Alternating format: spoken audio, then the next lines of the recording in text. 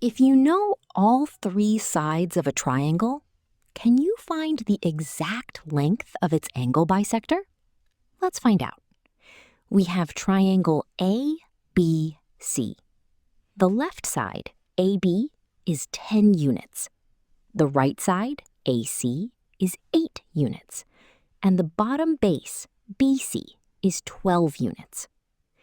From the top vertex A, we draw an angle bisector down to the base, and it meets the base at point D. Our goal is to find the exact length of AD. Let's call that length X.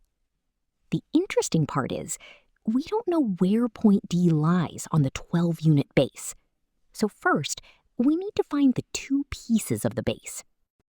Let BD be lowercase a units. Since the entire base is 12 units, DC must be 12 minus lowercase a. Now we can use the Angle Bisector Theorem. It tells us that when an angle is bisected, the opposite side is divided in the same ratio as the two sides surrounding that angle. So the 10-unit side divided by the 8-unit side equals lowercase a divided by 12 minus lowercase a. In other words, 10 divided by 8 equals lowercase a divided by 12 minus lowercase a. Now let's solve for lowercase a. Cross-multiplying gives us 10 multiplied by the quantity 12 minus lowercase a equals 8 multiplied by lowercase a. So, 120 minus 10a equals 8a. Move the 10a to the other side, and we get 120 equals 18a. Therefore, a equals 120 divided by 18. Simplifying by 6, a equals 20 divided by 3. So BD is 20 divided by 3 units. Now for the other piece. DC equals 12 minus lowercase a.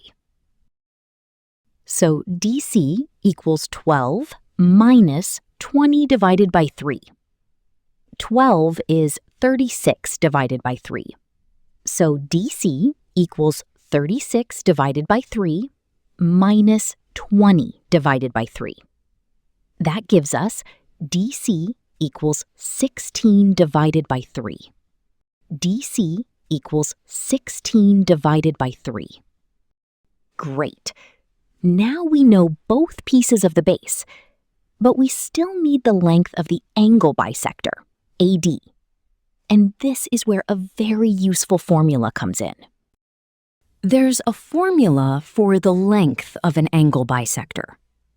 The square of the angle bisector equals the product of the two sides surrounding the angle minus the product of the two pieces of the opposite side.